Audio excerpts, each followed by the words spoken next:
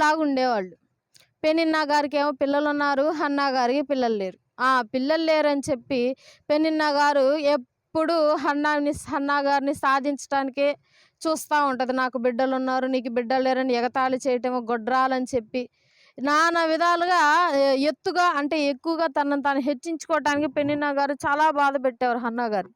Hannah గారు ఆ బాధనంతా సంవత్సరానికి ఒకసారి షీలోహు మందిరానికి వెళ్ళేవారు. అక్కడికి వెళ్ళి దేవుని ఎదుట కుమ్మరించేది.